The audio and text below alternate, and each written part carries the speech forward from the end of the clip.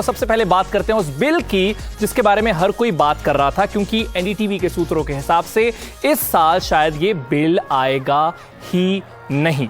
तो इसके बारे में क्विक राउंड अप जो है वो आपको दे देते हैं। तो सबसे पहले तो अभी सरकार बिल में कुछ बदलाव लाना चाहती है, इसलिए अभी इसमें थोड़ा समय लग सकता है। अब उसकी वजह यही है कि सरकार कुछ भी जल्दबाजी में नहीं करना चाहती।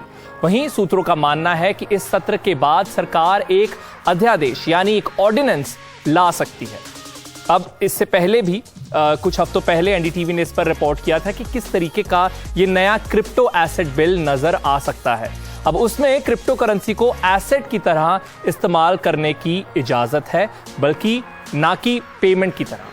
अब बिल में इसे करेंसी या पेमेंट की तरह इस्तेमाल तो नहीं, इसका इस्तेमाल नहीं होगा, इसकी हमने बात की। वहीं बिल जो है वो उन रिस्क्स की भी बात करता है जिससे वो यूजर्स को प्रोटेक्ट करना चाहता है, और वहीं इसमें नियमों को तोड़ने पर जुर्माने का भी प्रावधान होगा।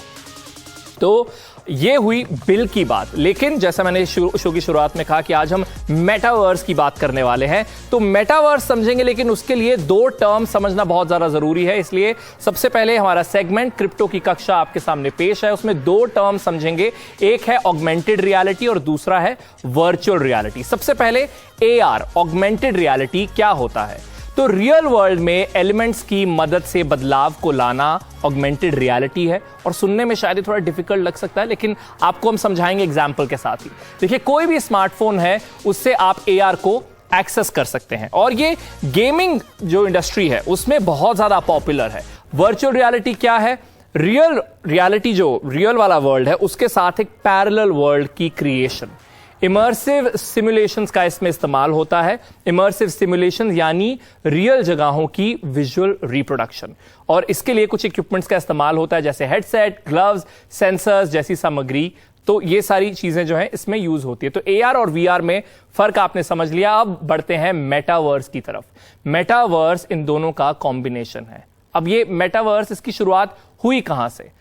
तो लेखक नील स्टीफेंसन को इस शब्द के लिए श्रेय दिया जाता है क्योंकि उनकी 1992 में आई साइंस फिक्शन उपन्यास स्नो क्रैश में मेटावर्स शब्द का इस्तेमाल था। उन्होंने उन कैरेक्टर्स की बात की जो VR वर्ल्ड में मिलते हैं, तो वहां से मेटावर्स की शुरुआत हुई। लेकिन आखिरकार है क्या मेटावर्स? तो 2D इंटरनेट अनुभव जो है उससे आगे की बात करता है मेटावर्स। इस वक्त अगर मेरे सामने लैपटॉप है, मैं उससे इंटरैक्शन कर रहा हूं या इंटरनेट को यूज कर रहा हूं, ये 2D वर्ल्ड है। लेकिन इंटरनेट को 3D में लेकर जाता है मेटावर्स। ये आपको वेब वर्ल्ड में दाखिल करवाता है। ये वैसा वर्चुअल वर्ल्ड है जिसमें आप बातचीत कर सकते हैं, मीटिंग रख सकते हैं और प्रॉपर्टी भी खरीद सकते हैं। जैसा मैंने पहले कहा, VR और AR का अच्छा मिश्रण ये है, और आजकल इसकी बहुत ज्यादा चर्चा हो रही है क्योंकि रीसेंट कुछ डेवलपमेंट्स हुई हैं, और उसी की बात अब कर लेते हैं। फेसबुक ने खुद को मेटा के तौर पर रीब्रांड किया है। हम फेसबुक के कई प्रोडक्ट्स हैं जो यूज करते हैं, इंस्टाग्राम है, व्हाट्सएप है, फेसबुक। अब जो इनकी पेरेंट कंपनी है इन तीनों प्रोडक्ट्स की, उसका नाम हो गया है मेटा। मेटा का विजन है मेटावर्स पर काम करना, जिसके बारे में हम बात कर रहे हैं, और मेटा $150 मिलियन का निवेश कर रहा है जिससे मेटावर्स क्रिएटर्स विकसित करने में मदद हो। वहीं और भी बहुत सारी कंपनीज हैं जो इसका इस्तेमाल कर रही हैं, जो इसमें इंटरेस्ट जो है वो दिखा रही है। जैसे माइक्रोसॉफ्ट MR यानी मिक्स्ड रियलिटी और XR यानी एक्सटेंडेड रियलिटी एप्स को विकसित कर रही है। और वहीं माइक्रोसॉफ्ट टीम्स, शायद आप अपने ऑफिस के काम के लिए उसे यूज करते होंगे, और उसमें माइक्रोसॉफ्ट वर्चुअल एवेटार्स को लेकर आने की प्लानिंग भी कर रही है।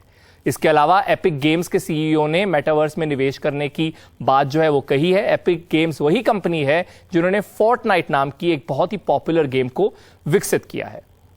अब एक अहम सवाल आ जाता है। शो का नाम है कॉफी एंड क्रिप्टो, हम यहां क्रिप्टो करेंसी की बात करते हैं, तो मेटावर्स की चर्चा क्यों कर रहे हैं? क्योंकि मेटावर्स और क्रिप्टो करेंसी अब एक साथ हैं।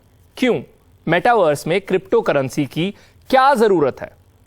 तो सबसे पहले मेटावर्स की अर्थव्यवस्था के तौर पर क्रिप्टो करेंसी काम कर सकती है। रियल वर्ल्ड में हमारी एक इकोनॉमी है, तो वर्चुअल वर्ल्ड की ये इकोनॉमी बन सकती है। अब वर्चुअल वर्ल्ड में जब ट्रांजैक्शन करने होंगे उसमें स्पीड चाहिए होगी, और उसके लिए क्रिप्टो करेंसी काफी ज्यादा मददगार साबित हो सकती है। वहीं ब्लॉकचेन आधारित सुरक्षा जो है वो ऑफर करती है क्रिप्टो करेंसी, जो वर्चुअल वर्ल्ड में अगेन जो इस मेटावर्स में बहुत ज्यादा जरूरी होगी। और क्योंकि एक वर्चुअल वर्ल्ड है, अगर मेरा आपका एक वहां पर अवतार जा रहा है तो उस अवतार को कपड़े चाहिए होंगे, उस कपड़ों की शॉपिंग के लिए वहां जमीन है, वहां आर्ट है जिसे एनएफटी भी कहते हैं, तो उसकी जरूरतें हैं, तो उसकी संभावना को भी खोलता है क्रिप्टो करेंसी।